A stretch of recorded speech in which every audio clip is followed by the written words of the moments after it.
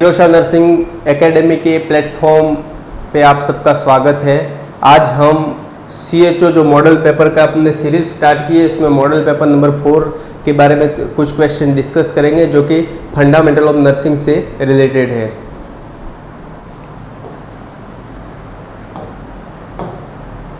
First question, human body contain how many percentage of the water. तो basically start में अपन देखेंगे कि human body जो रहती है उसमें कितना percentage of the water present होता है। तो ये सीधा क्वेश्चन है, ह्यूमन बॉडी में कितना परसेंटेज ऑफ द वाटर होता है? 30%, 40%, 50%, 60%। तो मोस्टली ह्यूमन बॉडी, ये करेक्ट आंसर है, ह्यूमन बॉडी में 60% ऑफ द वाटर होता है। इसमें extra cellular fluid and intracellular fluid. तो एक्स्ट्रा सेलुलर फ्लूइड होता है वो 28% होता है, इंट्रासेलुलर फ्लूइड होता है वो 32% होता है। ठीक है,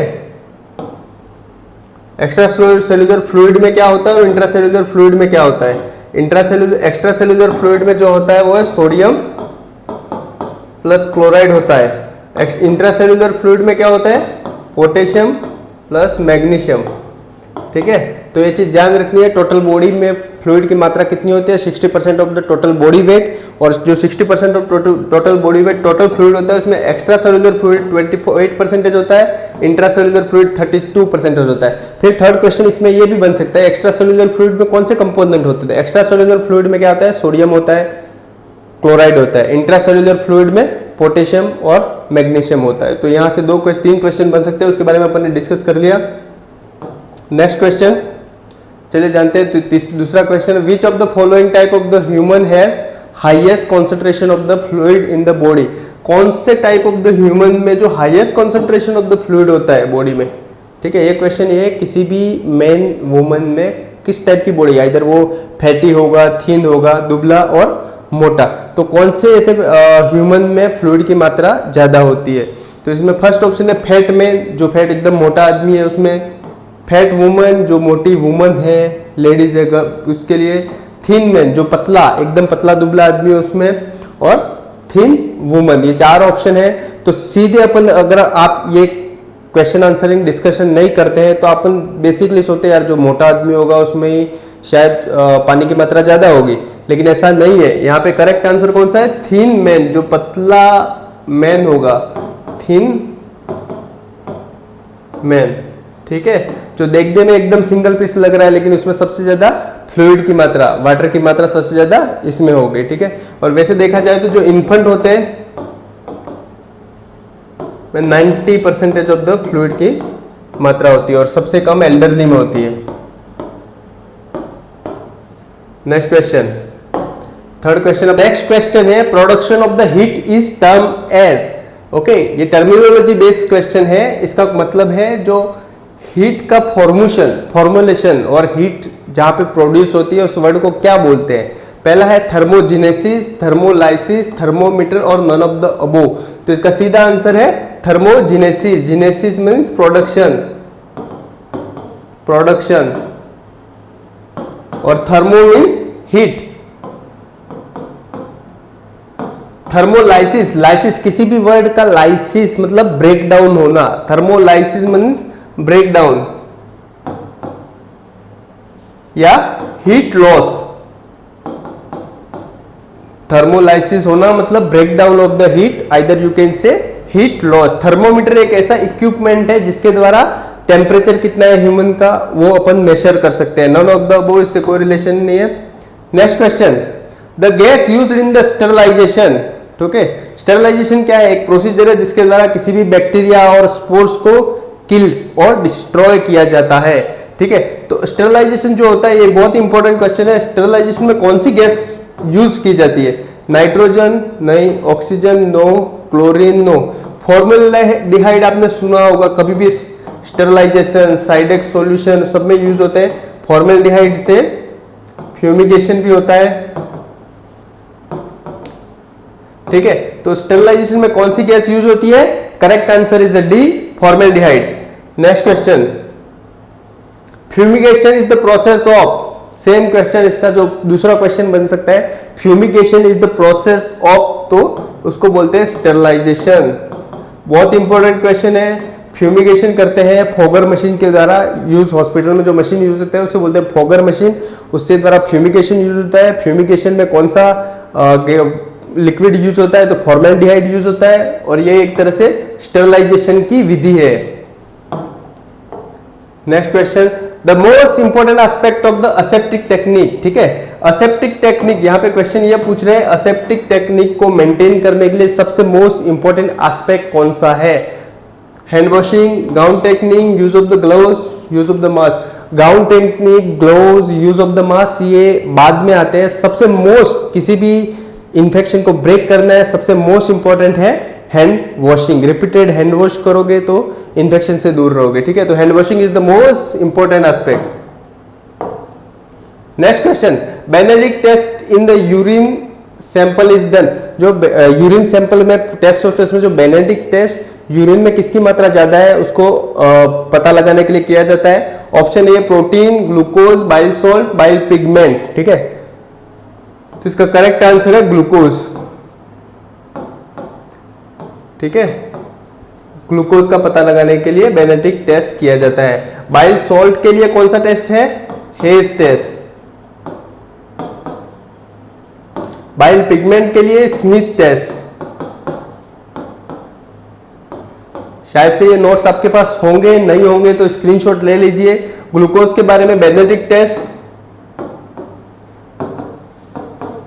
इसमें से एक क्वेश्चन आना तय है। यूरिन में जो टेस्ट होता है बेनेडिक्ट टेस्ट के लिए ग्लूकोज का यूरिन में मात्रा पता लगाने के लिए किया जाता है। हेज टेस्ट बाइल सॉल्ट के लिए, स्मिथ टेस्ट बाइल पिगमेंट के लिए, और एक और है जो रोथरा टेस्ट, रोथरास टेस्ट। रोथरास टेस्ट किसके लिए कहता है, यूरिन में एसीटोन की मात्रा पता लगाने के लिए। किसकी, एसीटोन। यूरिन में एसीटोन की मात्रा पता करने के लिए कौन सा टेस्ट किया जाता है, तो रोथरा टेस्ट। यहाँ पे 4 क्वेश्चन अपन ने सोल्व कर दिए एक साथ, तो इस चारों में आना मतलब मैक्सिमम आना तय है। बेनेडिक्ट टेस्ट यूरिन में शुगर की मात्रा, ग्लूकोज की मात्रा, रोथरा टेस्ट यूरिन में एसीटोन की मात्रा, हेज टेस्ट बाइल सॉल्ट की मात्रा, बाइल पिगमेंट की मात्रा के लिए कौन सा करते हैं, Smith test. Next, use of the following drug in pregnancy can cause neural tube defect. ये सीधा क्वेश्चन है, कौन सा ऐसा ड्रग है जो प्रेगनेंसी में वुमन को देने के बाद बच्चे में न्यूरल ट्यूब डिफेक्ट, जिसे स्पेना बाइफिडा भी कहते हैं, फर्स्ट ट्राइमेस्टर में देने के बाद ये प्रॉब्लम आ सकती है। वाल्पोरेट, एप्टोइन, क्लोरोक्विन और पैरासीटामोल। तो इसका करेक्ट आंसर है डी, वाल्पोरेट। वाल्पोरेट देने से क्या होगा, न्यूरल ट्यूब डिफेक्ट। ठीक है, तो कभी भी कोई प्रेग्नेंट लेडी जो फर्स्ट ट्राइमेस्टर में होती है उसे वाल्पोरेट नहीं दिया जाना चाहिए। वाल्पोरेट और एप्टोइन कौन सी ड्रग है, एंटी इपिलेप्टिक, जो सीजर्स कन्वर्जन में देते हैं। क्लोरोक्विन एंटी मलेरियल ड्रग है। ठीक है, तो ये आपका करेक्ट आंसर हो गया। Next question, radiographic examination of the spinal cord. Spinal cord का रेडियोग्राफिक एग्जामिनेशन को क्या बोलते हैं। अभी मैक्सिमम बच्चे ये करेंगे साल्फिंजोग्राफी, ठीक है, लेकिन इसका करेक्ट आंसर क्या है, माइलोग्राफी। स्पाइनल कॉर्ड को माइलो भी बोलते हैं, माइलोग्राफी is the correct answer of the radiographic. कोई रेडियोग्राफिक एमआरआई, सीटी स्कैन जो होता है उसे माइलोग्राफी बोलते हैं अगर स्पाइनल कॉर्ड का है तो। Next, the graphical record of the electrical event impulse that are generated by the myocardium. Myocardium heart, जो हार्ट के इवेंट है, हार्ट रेट है, रिदम है, उसको कैसे पता लगाया जा सकता है, ईसीटी से नहीं, ये साइकेट्रिक पेशेंट में देते हैं। Sonography, USG, no, EEG, brain के लिए, ब्रेन के जो इवेंट है उसको ग्राफिकल रिकॉर्ड में पता लगाना है तो ईईजी, इलेक्ट्रोएन्सेफेलोग्राफी कहते हैं। और अपना करेक्ट आंसर है ईसीजी, हार्ट। जो भी इस हार्ट के जो मूवमेंट है, रिदम है, हार्ट रेट है, वो सब पता लगने कौन सा टेस्ट कर सकते हैं, ईसीजी कर सकते हैं। कौन सा procedure, ECG, electrocardiogram. The most common site for the pleural aspiration. Pleural aspiration किस में करते हैं, प्लूरल एफ्यूजन में।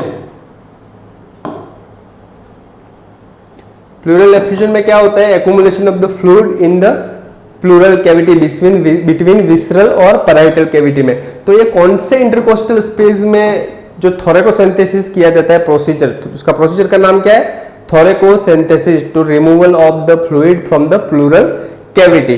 तो कौन से इंटरकोस्टल स्पेस में निडल पंक्चर किया जाता है? उसका करेक्ट आंसर है at the 7th intercostal space. Which of the following parameter is the measured during heparin therapy? ये बहुत इंपॉर्टेंट, मोस्ट इंपॉर्टेंट क्वेश्चन है। हिपेरिन थेरेपी में, हिपेरिन थेरेपी किसी को चल रही है पेशेंट को, अपन इसके बाद कौन सा टेस्ट करना चाहिए? PT, prothrombin time, clotting time, bleeding time, APTT, activated partial thromboplastic time, activated partial thromboplastin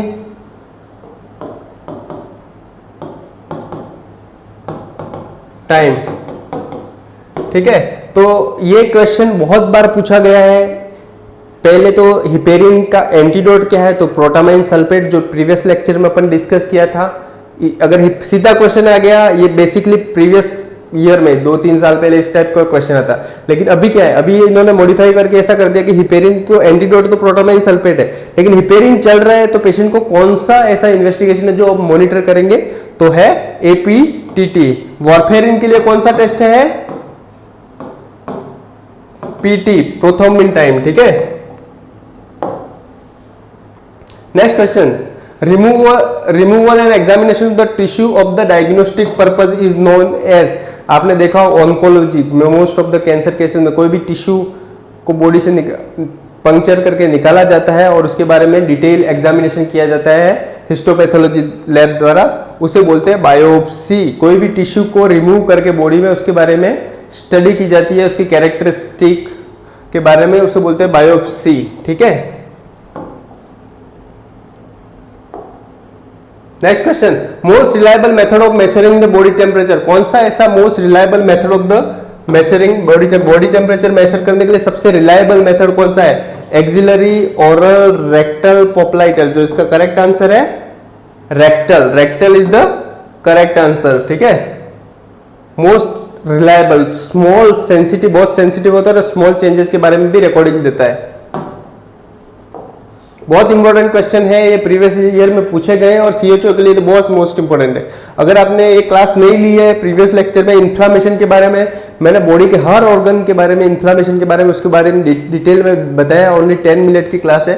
तो inflammation of the stomach is known as stomatitis नहीं, चिलियोसिस नहीं, सॉर्डिस नहीं। अपन ने स्टोमेटाइटिस और चिलियोसिस के बारे में उस क्लास में डिटेल में एक्सप्लेन किया गया, आप वो क्लास जरूर अटेंड कीजिए। तो स्टोमक के इन्फ्लामेशन को गैस्ट्राइटिस बोलते हैं। क्या बोलते हैं? गैस्ट्राइटिस। सॉर्डिस क्या है? Dental calculus. ठीक है, डेंटल स्टोन को सॉर्डिस बोलते हैं। Most common complication of the spinal anaesthesia. Spinal anaesthesia का मोस्ट कॉमन कॉम्प्लिकेशन क्या है? बहुत इंपॉर्टेंट क्वेश्चन है। ठीक है, इसका most common mental confusion, hypertension, hypotension, nervousness. तो इसका करेक्ट आंसर है हाइपोटेंशन। स्पाइनल एनेस्थेसिया देने के बाद हाइपोटेंशन होता है पेशेंट को।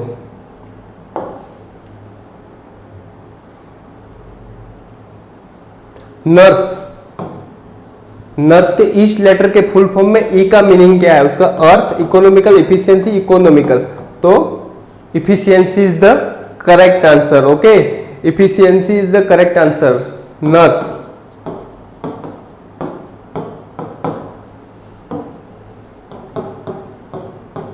Nobel, universal, responsible, simplicity, efficiency. ठीक है, ये फुल फॉर्म, यहां से क्वेश्चन आने की संभावना है सीएचओ में, तो आप ध्यान रखेंगे। Principal electrolyte in the intracellular fluid, ECF, ICF, 32%, 28%। ठीक है, ECF में क्या होगा? सोडियम, और ICF में क्या होगा? पोटेशियम। क्वेश्चन, इंट्रासेल्युलर फ्लूइड में सबसे ज्यादा मात्रा में कौन सा एलिमेंट होता है? Correct answer is the potassium. अगर यहाँ पे एक्स्ट्रा सेल्युलर पूछा होता तो sodium is the correct answer. Next, what is the colour of the oxygen cylinder in the hospital? Basic level पे ऐसे ही क्वेश्चन आते हैं। ऑक्सीजन का सिलेंडर होता है, आप सबने देखा होगा, तो उसका करेक्ट आंसर कौन सा है? Black body white top. Black body white top is the correct answer. Which is the correct about the oxygen? Oxygen के बारे में करेक्ट क्या? It is inflammable, it support the combustion, it put off the fire and none of the above. तो oxygen क्या करता है? It support the combustion, ठीक है, it supports the combustion. Combustion का मतलब है दहन, ठीक है। ये क्या करता है? ऑक्सीजन, जब कोई कहीं पे फायर हुआ है और ऑक्सीजन उसको प्रोवाइड कर दी जाती है, अगर और ऑक्सीजन मिल जाती है तो उससे क्या और इन्फ्लेम होगा और तरह से धुआं निकलना, हीट प्रोड्यूस होना, ये सब होगा। इसलिए अपन ने क्या क्या बोला जाता है, जब कहीं पे फायर हो रही है तो उसी ऑक्सीजन को कट ऑफ कर दे, पूरी चारों ओर से बंद कर दे, ताकि उसको ऑक्सीजन नहीं मिले और फायर बंद हो जाए, ठीक है। Intraosseous injection is given in, यहां से क्वेश्चन आना है, route of the injection, route of the medicine में क्वेश्चन आना तय है। कौन सा? इंट्राओसियस मींस क्या बोलते हैं? Bone marrow. Intraosseous, intravenous IV, intra arterial, intrathecal. 4 question अपन ने सोल्व कर दिया। वेन में इंजेक्शन देना है, इंट्रावीनस, आर्टरी में देना है, इंट्रा आर्टेरियल, बोन मेरो में देना है, इंट्राओसियस, स्पाइनल कॉर्ड में देना है, intrathecal. Next question, which of the following system of medicine is the origin of the Indian origin से कौन सा मेडिसिन सिस्टम है? अपन जो यूज कर रहे हैं एलोपैथिक नहीं, तो इंडियन ओरिजिन से कौन सा? होम्योपैथिक नहीं है, यूनानी नहीं है, एक्यूपेंचर इंडियन नहीं है, सिद्धा इंडियन, सिद्धा, आयुर्वेदा, ये दोनों क्या है? इंडियन ओरिजिन है। Next question, reagent used for testing the albumin in the urine, albumin in the urine के लिए कौन सा रिएजेंट यूज होता है? तो एसिटिक एसिड, आपने पढ़ा होगा फर्स्ट ईयर के फंडामेंटल लैब में, यूरिन के हॉट टेस्ट और कोल्ड टेस्ट किया जाता है। हॉट टेस्ट में क्या होता है? जब जो ट्यूब होती है, ठीक है, टेस्ट ट्यूब, उसमें क्या करते हैं? थोड़ा एसिटिक एसिड डाल देते हैं, फिर इसमें यूरिन डालने में क्या होगा? एकदम यूरिन क्लाउडी कलर का हो जाएगा, क्लाउडी फॉर्म कलर का हो जाता है। तो उससे क्या पता लगा जाता है कि यूरिन में एल्ब्यूमिन प्रेजेंट है। तो उसका करेक्ट आंसर है acetic acid. Next question, clean catch mid stream urine, mid stream technique is use. देखो क्वेश्चन बोलते ही आ गया, मिड स्ट्रीम के बाद अपने आप यूरिन आ जाता है अगर तुमने प्रैक्टिस की, अच्छे से पढ़ाई की है। तो यूरिन सैंपल के लिए क्लीन कैच टेक्निक यूज होती है। कौन सी टेक्निक यूज होती है? यूरिन सैंपल के बारे में पता लगाने के लिए क्लीन कैच टेक्निक यूज होती है, ठीक है। तो उसका करेक्ट आंसर क्या बनता है? Urine sample, clean catch mid stream of the urine, आगे अपने mid stream of the urine technique is use to collect the urine sample is the correct answer. बहुत इंपॉर्टेंट है urine sample, urine RM, routine and microscopy के लिए clean catch कब होते हैं? Patient को बोलना है थोड़ा यूरिन पास कर दे, थोड़ा ml, और उसके बाद जो सैंपल कलेक्ट कर ले, ताकि एकदम करेक्टली अपन को पता लगा सके कि कौन सा इन्फेक्शन है। Bed cradle is the comfortable device use specifically for the patient suffering from. कौन सा पेशेंट में बेड क्रेडल यूज होता है? सीधा आंसर है बेड क्रेडल होता क्या है? जब पेशेंट बेड पे लेटा है, उस पर एक क्रेडल बना दिया जाता है जिसके ऊपर टॉप शीट और बेडशीट होते हैं, ताकि टॉप शीट और बेडशीट जो भी बर्न्स के पेशेंट हो तो उस पर वेट नहीं करे, मतलब वेट उसका बर्न पेशेंट को नहीं छुए, वो क्रेडल के ऊपर रहे और हीट लॉस में सहायता प्रदान कर सके, ठीक है। तो इसमें सीधा आंसर कौन सा है? बर्न। Thank you all. ये फ्यू ऑफ द क्वेश्चन थे, most important question of the fundamental of nursing. अपन डिटेल में फर्दर पढ़ेंगे, लेकिन due to shortage of the time अपन जो most of the important question के बारे में डिस्कस कर रहे हैं, इसमें से क्वेश्चन पेपर में आने की बहुत संभावना है। अगर आपको टीचिंग स्किल पसंद है और वीडियो पसंद है तो लाइक एंड शेयर करिए और चैनल को सब्सक्राइब करिए। Thank you all.